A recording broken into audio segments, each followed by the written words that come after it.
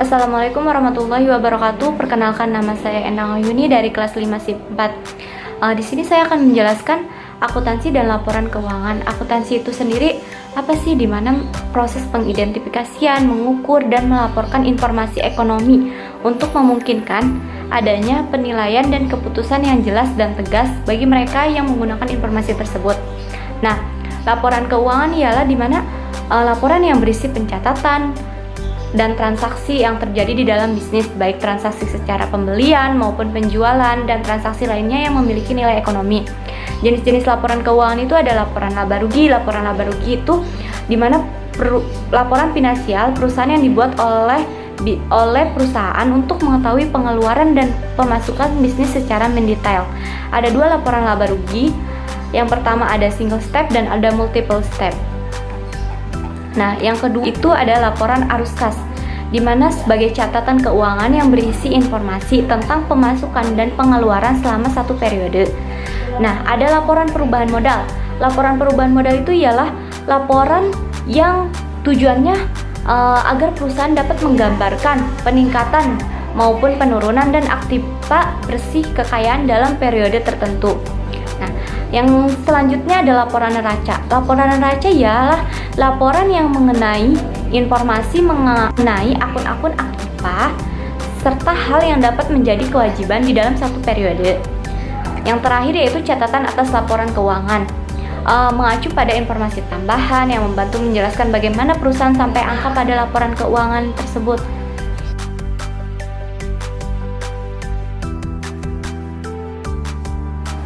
Yang kedua itu para pengguna informasi akuntansi. Para pengguna informasi akuntansi itu ada dua.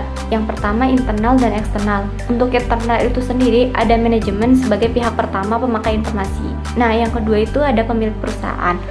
Pihak eksternalnya itu terdiri dari investor, yang kedua kreditor, yang ketiga pemasok atau supplier, yang keempat pelanggan, yang kelima instansi pemerintah, yang keenam masyarakat umum, yang ketujuh karyawan, yang kedelapan mitra bisnis, yang kesembilan lembaga keuangan, dan yang terakhir otoritas pajak. Organisasi pembentuk standar akuntansi keuangan di Amerika merupakan peraturan dan prosedur yang telah disusun dan disahkan oleh sebuah lembaga badan pembentuk standar pada saat tertentu. Ada 4 organisasi pengaruh besar di dalam standar akuntansi di Amerika. Yang pertama ada Securities and Exchange Commission, di mana didirikan pada tahun 1934. Peran utamanya itu mengatur penerbitan dan transaksi perdagangan sekuritas oleh emiten kepada khalayak ramai. Yang kedua ada American Institute of Certified Public Accountants, sebuah organisasi profesi akuntan publik di Amerika, didirikan pada tahun 1887. Yang ketiga ada Financial Accounting Standard Board, organisasi sektor swasta yang bertanggung jawab dalam pembentukan standar akuntansi di Amerika, didirikan pada tahun 1973. Yang keempat ada Governmental Accounting Standard Board, didirikan pada tahun 1984. Tugasnya itu menetapkan standar akuntansi keuangan pemerintah. Prinsip-prinsip yang berlaku umum atau GAAP. Prinsip akuntansi yang berlaku umum itu untuk jangka pendek mempersiapkan dan standarisasi laporan keuangan seperti laporan neraca, laporan laba rugi, dan laporan arus kas untuk perusahaan publik dan perusahaan swasta di Amerika Serikat.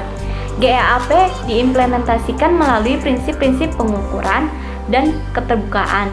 Pada dasarnya, GAAP berkaitan dengan pengukuran kegiatan ekonomi saat pengukuran tersebut harus dibuat dan dicatat. Yang ketiga, pengungkapan seputar kegiatan, dan yang keempat, penyusunan penyajian informasi ekonomi yang diringkas dalam laporan keuangan. Standar akuntansi internasional.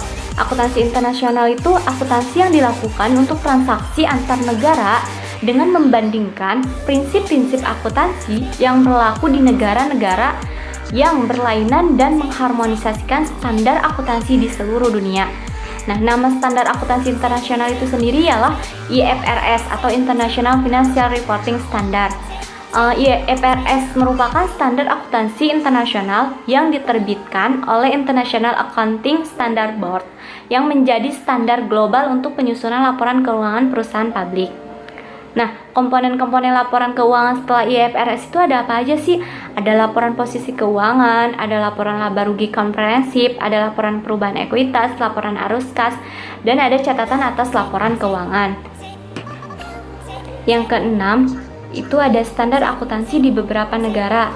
Yang pertama, negara Malaysia yang berdiri pada tanggal 1 Januari 2005 dikeluarkan oleh Malaysia Accounting Standard Board, berubah namanya menjadi Financial Accounting Reporting Foundation, menjadi Financial Reporting Standard. Yang kedua itu ada negara Singapura, berdiri pada tanggal 1 Januari 2003 yang diadopsi dari IAS.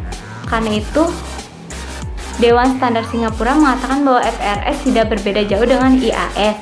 Nah, yang ketiga itu negara Jepang berdiri pada tanggal 21 Januari 2005 dengan nama The Accounting Standard Board of Japan. Yang keempat ada negara Hong Kong dengan nama Hong Kong Accounting Standard atau HKS nomor 40 tentang investment property.